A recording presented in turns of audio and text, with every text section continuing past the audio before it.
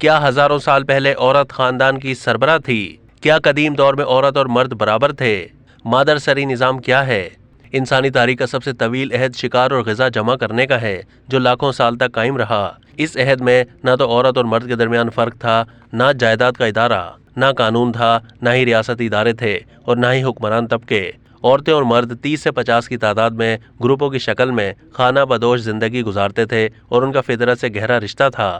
آج کے اس دور میں جب مرد کی برتری پوری طرح قائم ہے، تاریخ کے دور دراز دور میں مادر سری کا دور ایک خواب نظر آتا ہے، لیکن ماہرین علم بشریات اور آثار قدیمہ نے ان مٹے ہوئے نشانات کو ابھارا ہے، جن کی مدد سے ہم مادر سری عہد کی تصویر کشی کر کے اس کی تاریخی اہمیت کو واضح کرتے ہیں۔ انہوں نے جنگلوں اور پہاڑوں میں آباد قبیلوں میں رہ کر ان کی زندگی کا مطالعہ کیا اور اس کی مدد سے انہوں نے ماں قبل تاریخ مادر سری تہذیب کی نشاندہی کی۔ یہاں اس مغالطے کا ازالہ ضروری ہے کہ قدیم دور میں دنیا میں عورت راج قائم تھا اور مرد عورت کی بالادستی تلے کام کرتے تھے۔ اس کے بجائے ماہرین سمجھتے ہیں کہ عورت کو مرد کے برابر حیثیت حاصل تھی، اور یہ حیثیت اس لیے تھی کہ عورت ماں تھی، وہ بچوں کو جنم دیتی تھی، ان کی پرورش کرتی تھی اور یہ اس کے زیر اثر رہتے تھے۔ اس حیثیت سے وہ خاندان کی سربراہ تھی۔ خاندان کے افراد بما اس کے شوہر اس کی بات کو اہمیت دیتے تھے۔ تاہم یہ اس زمانے کی بات ہے جب ریاست وجود میں نہیں آئی تھی، اس لیے ریاستی ادارے بھی نہیں تھے اور طاقت کے لیے کوئی ذرائع بھی نہیں تھے۔ اس لیے مادر سری نظام میں عورت کو کوئی سیاسی طاقت حاصل نہیں تھی کہ جس کی مدد سے وہ مردوں پر اپنا تسلط قائم کر سکے۔ اس کے برعکس عورت اور مرد کے درمیان مساوات کا اصول تھا اور اس اصول نے معاشرے میں توازن اور امن کو برقرار رکھا تھا۔ تصادم کے نہ ہونے کی وجہ سے معاشرے میں سیاست کے بجائے ثقافت کا فروغ ہوا۔ ثقافت کی ان روایت کا تعلق گیتوں اور رقص سے تھا، جو معاشرے کی زندگی کو خوشگوار بناتا تھا۔ ماہرین آثار قدیمہ نے جو اوزار اور آلات دریافت کیے ہیں، ان کی مدد سے اندازہ لگایا جاتا ہے کہ کام کاج میں اور محنت کی تقسیم میں مرد اور عورت کے درمیان کوئی تعصب اور فرق نہیں تھا۔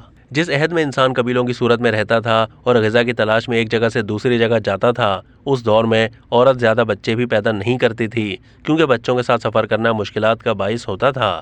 جب معاشرے میں رشتوں کی ابتدا ہوئی تو بچے ماں کی جانب سے منسوب ہوتے تھے اور خاندان میں بھی ماں کے بھائیوں اور ماں باپ کی زیادہ عزت تھی، جبکہ باپ اور اس کے رشتہ داروں کو اہمیت نہیں دی جاتی تھی۔ شادی کے بعد مرد عورت کے گھر آ کر رہتا تھا، لیکن مادر سری نظام میں عورت کی حیثیت آقا یا مالک کی نہیں تھی، اور یہ نظام چونکہ مضبوط روایات پر بھی نہیں تھا، اس لیے یہ جلد ہی ٹوٹ پھوٹ کا شکار ہو گیا۔ اس تاریخی عمل نے آہستہ آہستہ پدر سری کے نظام کو ابھارا اور اس نے مساوات کی جگہ عدم مساوات کے اصول پر مرد کی برتری کو قائم کر کے عورت کو اس کے ماتحت کر دیا۔